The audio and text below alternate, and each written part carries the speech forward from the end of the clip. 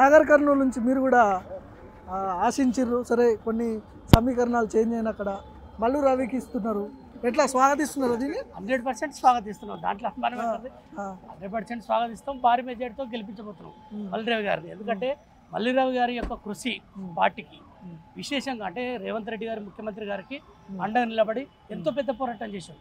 మల్లిరావు గారు మాకు చాలా ఆదర్శవంతులు, మాకు అగ్రజులు.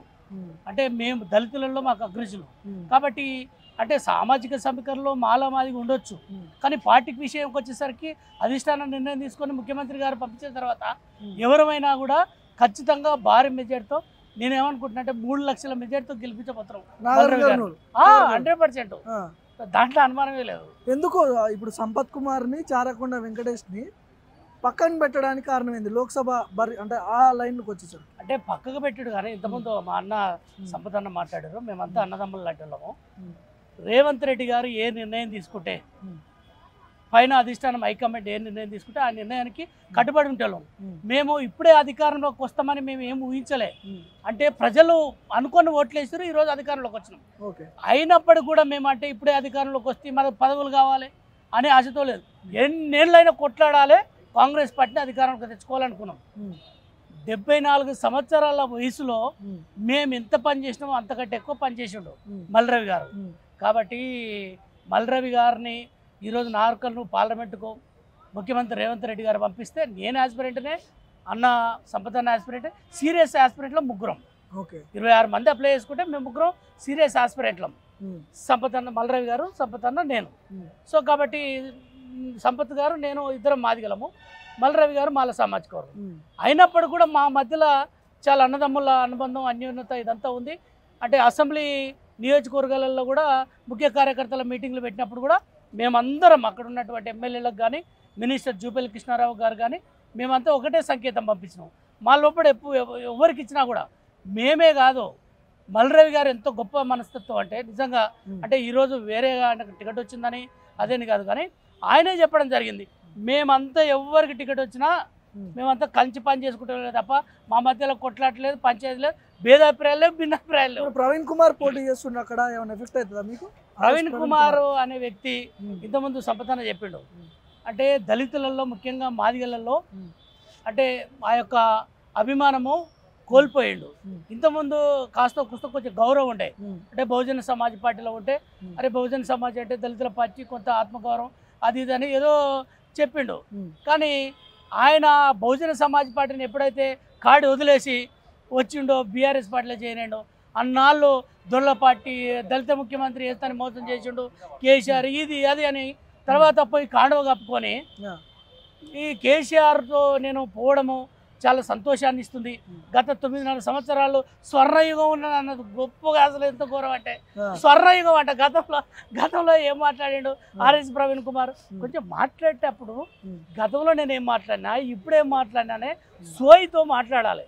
అంటే పెద్దలు, ఆయన ఐపీఎస్ ఆఫీసరు, గతంలో నిజంగా నేను కూడా అభిమానిస్తుంటే, కాస్త కొంచెం ఏంటంటే సరే ఎక్కడున్నా కూడా కొంచెం బహుజన్ సమాజ్ పార్టీ అంటే దళితుల పార్టీ, కొంచెం ఐపీఎస్ ఆఫీసరు ఆ గురుకులాల్లో పనిచేసి కొంత పిల్లలను తయారు చేసిండు అని అనుకున్నాం. మంచి గొప్ప ఉన్నతమైనటువంటి పొజిషన్లోకి తీసుకెళ్ళిండు. కాస్త కూస్తో ఆయన ఉన్న పరిధిలో ఆయన చేయగలిగిండు. దళిత పిల్లలకు ఉన్నతమైనటువంటి విద్యను, అవేర్నెస్ కానీ ఇదంతా ఇచ్చిండని కొంత ఆయన మీద గౌరవం ఉండే. ఇప్పుడు ఎప్పుడైతే బీఆర్ఎస్ పార్టీలో చేరేయండో, నేనే కాదు కరెక్ట్ కట్టిన కాంగ్రెస్ పార్టీ కార్యకర్తలు రేవంత్ అని అభిమాని నేనే కాదు, ఊళ్ళో పోయి ఎవరినైనా ఆయన పెట్టిన స్వేరో నెట్వర్క్ ఉంది కదా, స్వేరో నెట్వర్క్ కూడా ఈరోజు అందరు స్టేట్మెంట్లు ఇస్తారు. అంటే దళితులను అవమానించిన పార్టీలో పోయినావు, దురాంకార పార్టీలో పోయినావు, నీకు మద్దతు లేదు కానీ స్టేట్మెంట్లు ఇస్తారు స్వేరో వాళ్ళే. ఇప్పుడు అయిపోయింది పార్లమెంట్, నాగర్ కర్నూలు పార్లమెంట్ ఒక కొలిక్కి వచ్చింది. ఏంటి వెంకటేష్ పరిస్థితి ఏంది? చారకొండ వెంకటేష్ స్టెప్ ఏంది, ఏం చేయబోతున్నాడు? అంటే నాకు వేరే దగ్గర ఏమైనా అకామిడేట్ చేస్తున్నారా మిమ్మల్ని? నాకు ముఖ్యమంత్రి గారు ఉన్నారు, చాలా నమ్మకం ఉంది.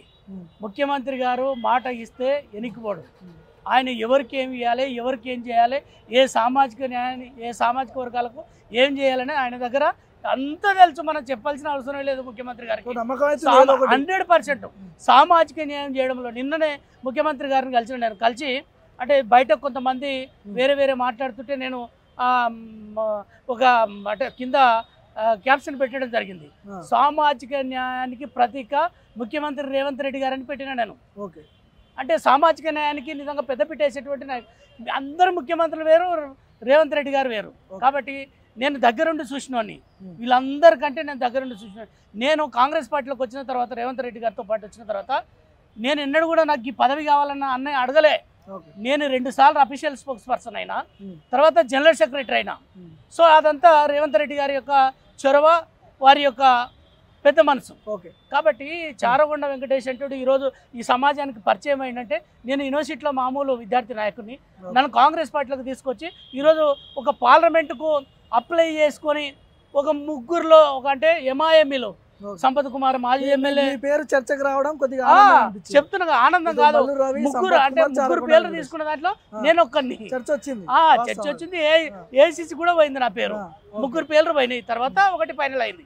అంటే ఇక్కడ వరకు నాగర్కర్నూలు పార్లమెంటుకు ప్రాతినిధ్యం వహించాలనే దగ్గరికి చారగొండ వెంకటేష్ వచ్చిందంటే రేవంత్ రెడ్డి గారే కారణం, ముఖ్యమంత్రే కారణం. కాబట్టి నాకు బలమైనటువంటి నమ్మకం ఉంది. వచ్చి 100 రోజులు అవుతుంది గవర్నమెంట్ వచ్చి.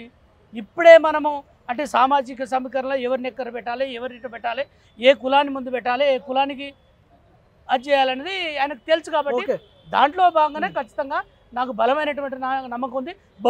నా భవిష్యత్ అంతా కూడా కాంగ్రెస్ పార్టీ, రేవంత్ రెడ్డి గారనే నమ్మకం నాకు ఉంది. రైట్ అన్న, థ్యాంక్ యూ. సో ఇది నాగర్ కర్నూల్ పార్లమెంటు టికెట్ అయితే మల్లురవికి అయిపోయింది. చారకొండ వెంకటేష్, సంపత్ కుమార్, మల్లురవి పెద్ద ఎత్తున చర్చ జరిగింది ఈ పార్లమెంట్ టికెట్ గురించి. సో రేవంత్ రెడ్డి నిర్ణయానికి మేమందరం కూడా కట్టుబడి ఉంటాం, మాకు న్యాయం జరుగుతుంది, న్యాయం చేస్తారని చెప్తున్నారు. చూద్దాం ఏం జరగబోతుంది. కెమెరా పర్సన్ యాదగిరితో భార్గవ్, మైక్ టీవీ.